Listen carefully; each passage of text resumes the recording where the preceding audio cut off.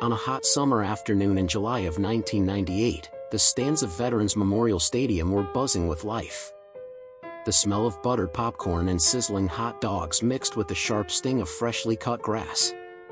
Vendors shouted over the roar of the crowd, selling sodas and peanuts as families filled the bleachers.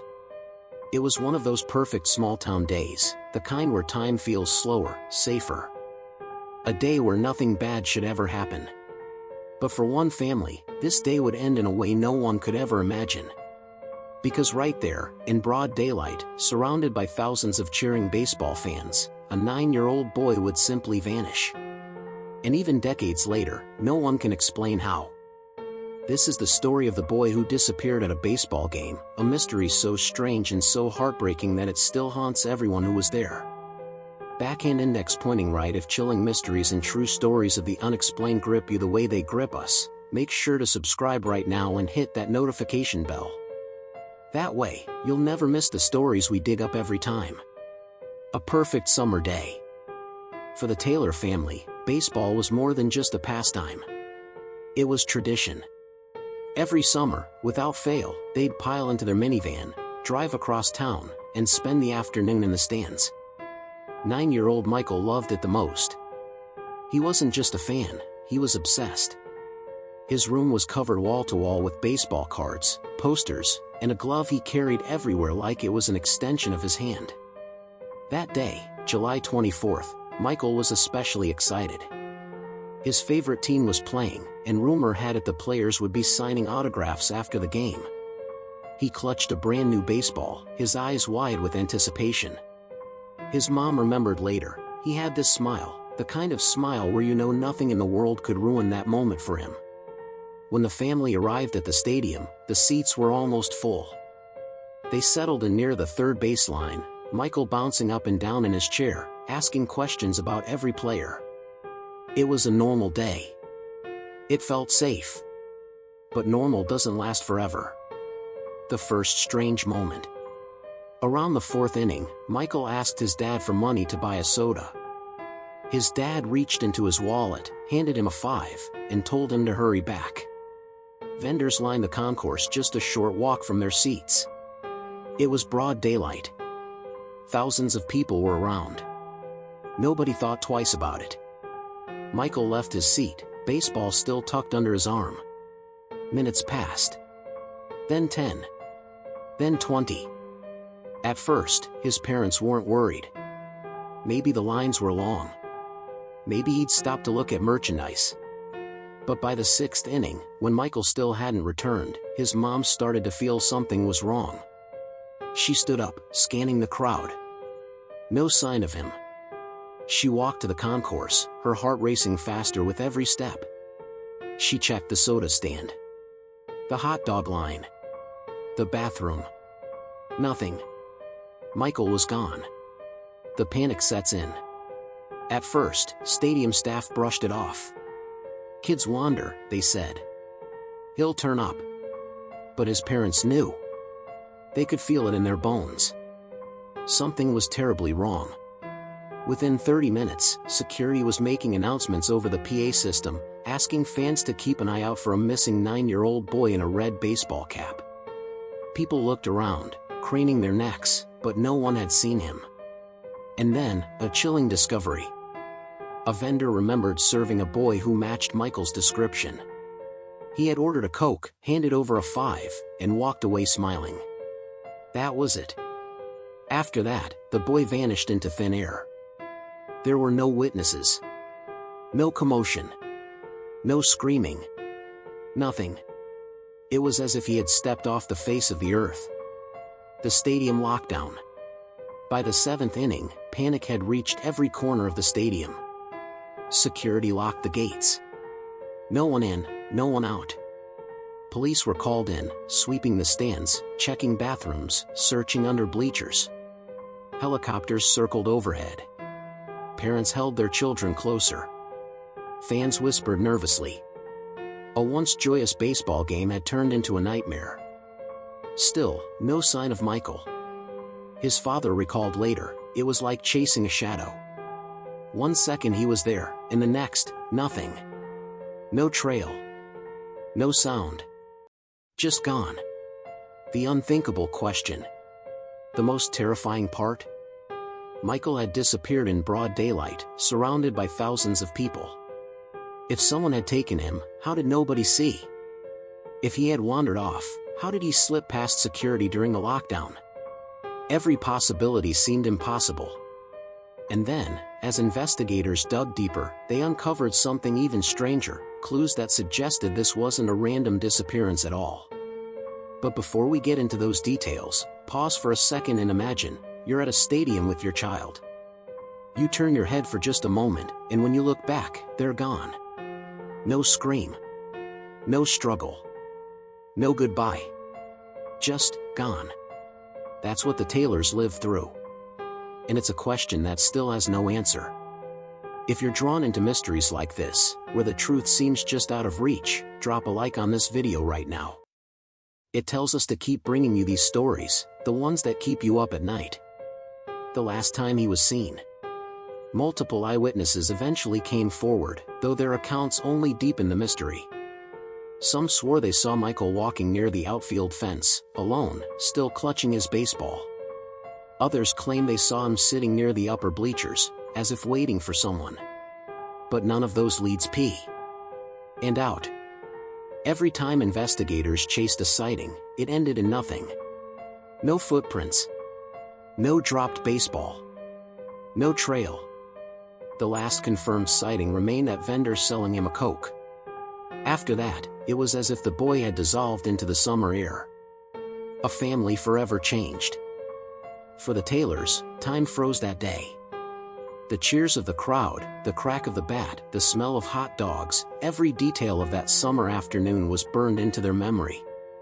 They left the stadium without their son, their seats still littered with peanut shells and crumpled napkins. They thought the nightmare would end quickly. That he would be found wandering somewhere. That someone would spot him. That this couldn't possibly be forever. But days passed. Weeks. Months. And the boy who had loved baseball more than anything else in the world, who had clutched his glove like it was a part of him, never came home. The investigation and family's desperation. The night after the game was supposed to be one of celebration. Michael's parents had promised ice cream on the way home, maybe even letting him stay up past bedtime if his team won. Instead, their house was silent. His untouched baseball glove lay on his bed, his posters of heroes on the wall seemed to stare back, and his little sister, only 6 years old, kept asking a question no one could answer. When is Michael coming back? The truth? Nobody knew. And as the hours bled into days, the police investigation, at first hopeful, almost routine, began spiraling into something darker, something that would tear apart the community and leave the Taylors trapped in a nightmare they could never wake up from. The search that yielded nothing. Police launched a full-scale search immediately. K-9 units sniffed through every corridor of the stadium. Dive teams scoured the nearby river, convinced he might have wandered too far. Volunteers combed the streets, carrying flashlights and shouting his name into the night. But no scent trail. No belongings. No body. It was like chasing smoke. Detectives admitted quietly to the parents that this was unlike anything they'd seen before. Children don't just disappear in places like that, surrounded by thousands of people, broad daylight, nowhere to run. The silence was suffocating. The emotional weight. At home, the Taylors' lives collapsed. His mother stopped sleeping, pacing the house every night, checking closets and back doors as if he might somehow reappear. His father threw himself into press conferences and interviews, his voice cracking as he begged anyone with information to come forward. And his little sister? She stopped going into his room altogether. The empty bed was too much to bear. The family taped flyers to lampposts and shop windows, Michael's smiling face staring back with words no parent ever wants to print, missing. Theories begin to emerge. Investigators turn to the one place they hoped held answers, eyewitnesses. And this is where things took a chilling turn. One report claimed Michael had been seen near the far exit gates, walking hand in hand with a man in a blue baseball cap. Another claimed he was spotted sitting calmly in the upper deck, talking to a stranger who leaned in close, as if whispering. But here's the problem, not a single one of these witnesses could describe the man's face. Not clearly. Not consistently. It was almost as if the figure had been forgettable. Blurred. And when detectives checked the security footage from the concourse, nothing. The cameras captured Michael buying a Coke from the vendor. Then, nothing. He never appeared on another frame. The family under suspicion. And then came the most devastating blow of all, the investigation began circling back to the family. Detectives asked Michael's parents the unthinkable questions. Did they fight with their son? Was there a custody battle? Did someone close to them want to make him disappear? For the Taylors, already drowning in grief, the suggestion felt like betrayal.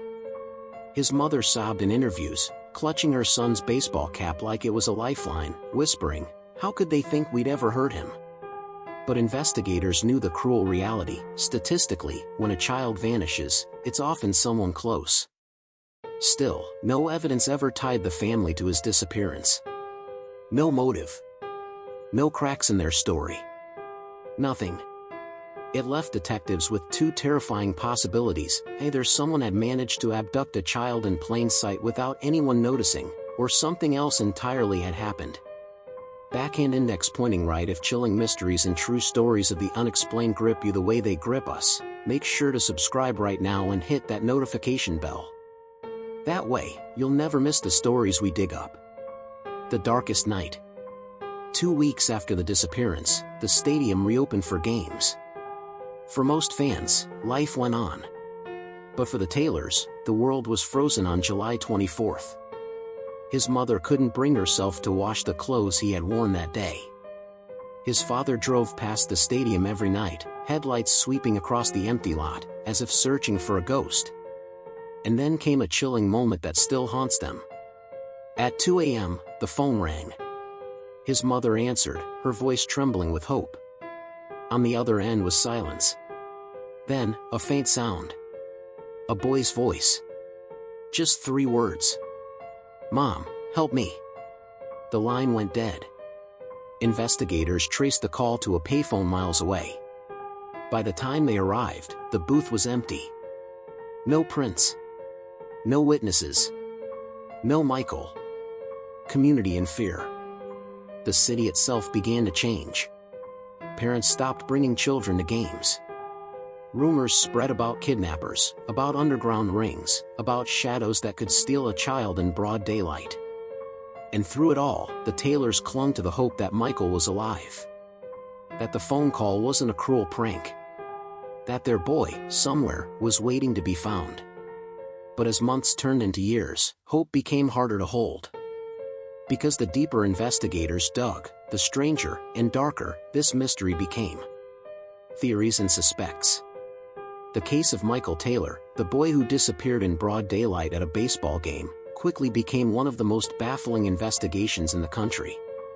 And when police couldn't find answers in the stadium, the media and the public started creating their own. Soon, dozens of theories flooded the airwaves. Some were chillingly possible. Others, impossible to believe. But all of them had one thing in common: they pointed to something darker than a simple case of a lost child. Theory 1, the stranger in the blue cap. The most popular theory centered on the man several witnesses described, the one wearing a blue baseball cap. Some swore they saw him holding Michael's hand near the far exit. Others claimed he had been sitting in the stands, watching the boy long before he disappeared. But here's what made this theory so unnerving: not a single person could give a clear description of his face. It was always vague. Forgettable. Some said he was tall. Others said medium height. Some said he had a beard. Others swore he was clean-shaven. It was almost like the man was a ghost who had simply blended into the crowd. Police searched tirelessly for him, checking ticket stubs, interviewing fans, reviewing every frame of security footage. But the man in the blue cap was never identified. He vanished as completely as Michael did. Theory 2, an inside job. The second theory pointed to something even more sinister: that Michael's abduction wasn't random at all. Veterans Memorial Stadium was old, with dozens of tunnels, maintenance passages, and staff-only exits that most fans never saw. What if someone on the inside, a staff member, a vendor, even security, had orchestrated the disappearance? The idea was horrifying, but it made sense. How else could a child slip past a full lockdown, past police, and past thousands of eyes without being seen? Detectives grilled employees, cross-checked schedules, even ran background checks on every worker. Several had criminal records, theft, assault, even a past accusation of child endangerment. But in the end, nothing concrete ever tied any of them to Michael. Still, the suspicion lingered. Because if it wasn't an inside job, then how? Theory 3, family involvement. Perhaps the cruelest theory was the one that fell squarely on the Taylors themselves. Investigators initially suspected the family, because statistically, abductions often trace back to relatives. Could this have been a custody dispute? A staged disappearance? The Taylors denied it with raw emotion. Michael's father practically screamed into TV cameras, "Do you really think we'd go through this hell for attention? For what? He's our boy. He's our life." Over time, the theory lost steam. The FBI cleared the parents after weeks of surveillance and polygraphs. No financial gain, no motive, no evidence. But the shadow of suspicion never fully went away. The cruel whispers of neighbors, the sideways glances in the grocery store, it destroyed what little peace the family had left. Theory 4, a trafficking ring. By the late 1990s, America was waking up to the horrifying reality of organized trafficking networks. And some believed Michael had been taken as part of one. The details were chilling. Reports surfaced of a white van parked near the stadium's employee exit around the same time Michael disappeared. Several witnesses described seeing a young boy being hurried inside. But when police chased the lead, it fell apart: no license plate, no concrete ID, no proof the van was connected. Still, the theory stuck. Because if someone had wanted to abduct a child without leaving a trace, a busy baseball stadium would have been the perfect hunting ground. Thousands of children. Loud noises. Constant distractions. It would only take a few seconds. And the idea that Michael might have been pulled into something much bigger, something coordinated, that was a possibility investigators could never rule out. Backhand index pointing right. If chilling mysteries and true stories of the unexplained grip you the way they grip us, make sure to subscribe right now and hit that notification bell. That way, you'll never miss the stories we dig up. Theory 5, a crime of opportunity. The simplest theory was also the most haunting, that this was just a crime of opportunity. A predator saw Michael alone at the soda stand, seized the moment, and acted fast. Experts explain how quickly it can happen. A hand over the mouth. A push into a service tunnel. A quick change of clothes. By the time security locked the gates, the boy could already have been gone, hidden in plain sight among thousands leaving the stadium. That explanation fit the timeline. It fit the eerie silence. It fit the way no one heard a scream. But if it was a crime of opportunity, who was the predator? And why had they never been caught? The most haunting lead. Weeks into the investigation, detectives received one lead that still chills anyone who hears it. A woman claimed she was driving home from the stadium, about 30 minutes after the game, when she saw a boy in the back seat of a passing car. He was pressed against the window. His face pale. His lips moving as if he was shouting, though she couldn't hear through the glass. And then, he was gone. The car sped off into traffic, swallowed by the night. The woman couldn't give a license plate. She couldn't even swear it was Michael. But the description? A 9-year-old boy. Red baseball cap. A baseball clenched in his hand. The same cap. The same ball. Theories collide. By the end of the summer, investigators were drowning in theories. Each one seemed plausible. Each one had holes. The man in the blue cap. The inside job. The trafficking ring. The predator who struck in seconds. And yet, none of them, not one, could be proven. Michael's case became a maze with no exit. A question with no answer. And as months dragged into years, the public's fascination with the mystery only grew darker. Because the boy who vanished at a baseball game wasn't just a story anymore. He had become a ghost haunting an entire city. The aftermath and heartbreak. Years passed. The world moved on. New games were played at Veterans Memorial Stadium, new children sat in the stands with their gloves, waiting for foul balls to soar their way. But for the Taylor family, time never moved beyond that summer day in 1998. Their lives became defined by one absence. Michael's mother kept his room exactly as it was. Posters on the walls.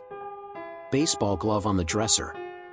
Even the half-filled glass of Gatorade he'd left on the windowsill that morning, untouched, gathering dust. She said she couldn't bring herself to clean it, because the moment she did, it would feel like giving up. His father stopped going to games altogether. The crack of a bat, the roar of a crowd, it wasn't joy anymore. It was pain. He once admitted in an interview, tears streaming down his face, "Every cheer I hear, I wonder if he's out there, hearing the same thing, wishing he was home." And his little sister? She grew up in the shadow of his disappearance. Birthdays passed with one candle always left unlit, one chair always left empty at the table. For the Taylors, every day became a question without an answer. The case goes cold. Despite years of searching, tips, and even national media attention, Michael's case never broke open. No arrests. No body. No closure. Every lead ended the same way, in silence. The phone call, the one with the faint boy's voice, was never explained. The man in the blue cap was never found. The white van was never traced. It was as if Michael had walked into the concourse and stepped straight into another world. The haunting silence.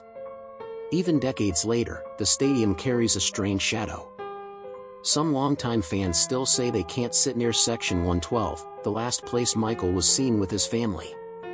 Others claim that during night games, when the crowd quiets between innings, you can almost hear a boy's voice echo faintly, calling out for his mom. It's superstition, maybe. Or maybe it's just the weight of a tragedy that's never been resolved. Because when a child disappears without explanation, the silence that follows is louder than any scream. The family's final words. On the 10th anniversary of his disappearance, the Taylors released a statement.